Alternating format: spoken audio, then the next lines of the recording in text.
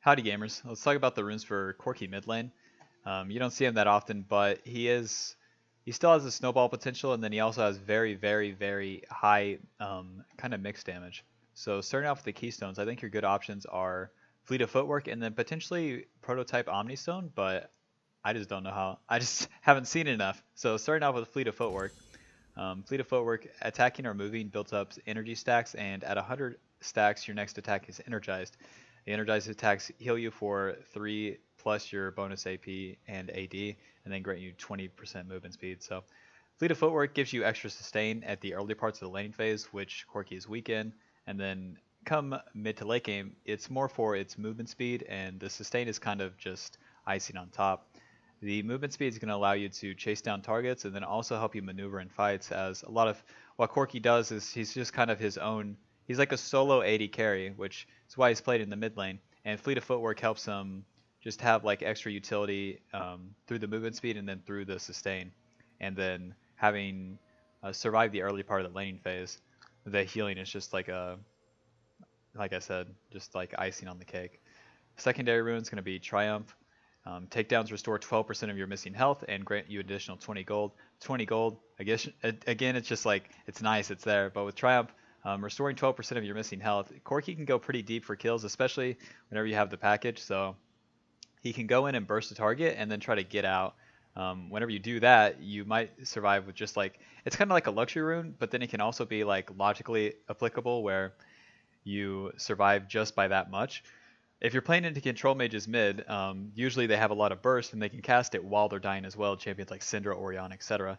So even if you're killing them, they might be killing you like with their last cast of their ability or with the ignite, etc. Triumph is just going to put you at a healthier amount of HP, and then by surviving, you're just dealing more damage and then also just winning more. For the third rune, it's going to be Legend Bloodline. The attack speed's kind of luxury on Corki, as come mid game, you're mostly just getting one auto attack and then weaving that in with either your Q, your E, or your ult, and that's that. So the attack speed is just definitely luxury. With Bloodline, you gain 0.6% lifesteal, and then every legend stack, you're going to get additional 0.6% lifesteal. You earn a legend stack through basically doing anything, getting a kill or assist, killing an objective, a fucking jungle camp, a minion, like basically anything. So you're going to stack up Legend Bloodline really quickly, especially since you're going to be laning mid lane. And then the extra lifesteal, again, just going to give you more sustain and help you offset a lot of the damage you're probably taking, since, again, Corki's like he's like a solo AD carry, and you're just usually playing in the face of the enemy and going in and out, depending on if you're winning or not. And with the lifesteal, it helps you whenever you're just trading blow for blow. And if you're stronger, then the lifesteal is going to become stronger and stronger on Corki as well. For the fourth rune, it's going to be Coup de Grace. You deal 8% more damage to champions who are below 40% health. Once you chunk a target and then you want to go in, the extra damage dealt is going to be pretty significant, as it's very easy for Corki to burst someone to 40%, but then finishing them off can be pretty hard. As let's say you Valk onto someone, you auto QE, and then you auto, and then you R, and then you auto, and then you R, and then you have the big one, they flash away, you ult, they die, etc. It also helps whenever you're team fighting, as most champions get pretty low from the rest of your team, and then since you're the carry, just having the extra damage to finish off the targets that are low just makes more sense. So that's that. Cut down doesn't give Corki much value, because if you're playing into tanks, you don't want to be hitting them anyways, since Corki deals mostly magic damage, and if they have any sort of magic resist, you're just not going to be dealing damage to them, and it's just not Corki's job. And with Last Stand, this is more for like melee champions that want to dive onto carries and then still survive and win. Champions like Olaf, Riven, Camille, etc. And then for secondary runes, you have the option of Sorcery or Inspiration. The most common page, oddly enough, is Free Boots and Biscuits. This saves you 300 gold, and then Biscuits gives you a little bit of mana and then restores your health if you use them. I don't think this page is that good. I think you're better off going with Sorcery and then Mana Flow Band and Transcendence.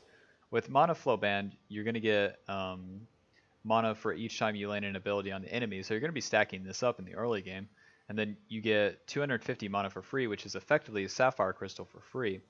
The mana is kind of luxury, but it's very, very nice luxury for a Corki to have in a solo queue game because just having more abilities just means that you have more damage, and not having to deal with a finite amount of mana for Corki is so wildly useful.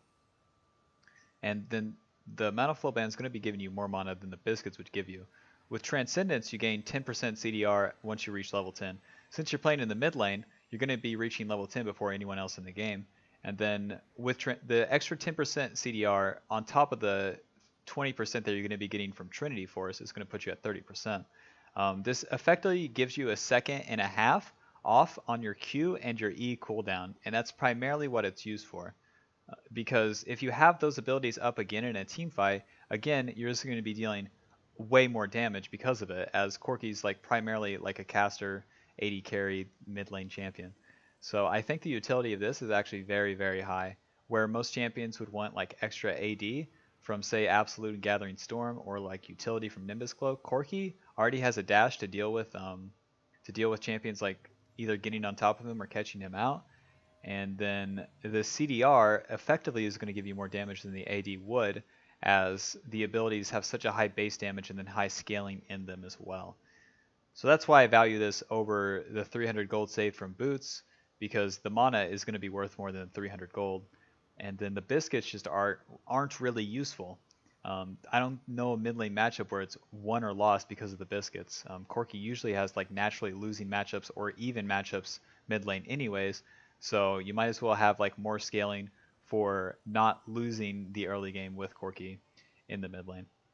With the adaptive runes, it's going to be attack speed, adaptive force, and then depending on your matchup, you obviously want to switch the resistances in the third row. So if you're against Zed, Lucian, Kiana, you want to run armor. If you're against Syndra, Orianna, etc., you want to run magic resist. Probably going to be running magic resist in most matchups. So these are the default runes I'd recommend with Corki. If you have any questions, leave them in the comments. Now, I'm going to talk about Prototype Omnistone for a bit, as I think it might work. I just don't know, man. Corki's like one of the few contenders where his keystone isn't really required, and he could make use of every single keystone as well. So they recently changed Prototype Omnistone where it's on a 9 to 7 second cooldown for range users, which is kind of bad. But again, I just don't know. Like in Electrocute proc, could it changify? I just don't know. The runes that you would go in this tree also aren't so bad for Corki. Free Boots, Biscuits, and then you could go Cosmic Insight, and then you could have the same secondary runes as well. So maybe this is an option. Corki could use all the keystones, but honestly, I just don't know. I haven't seen it enough. It's a crazy rune. We'll see. Season 10, come Season 11, maybe it's meta. We'll see. Alrighty.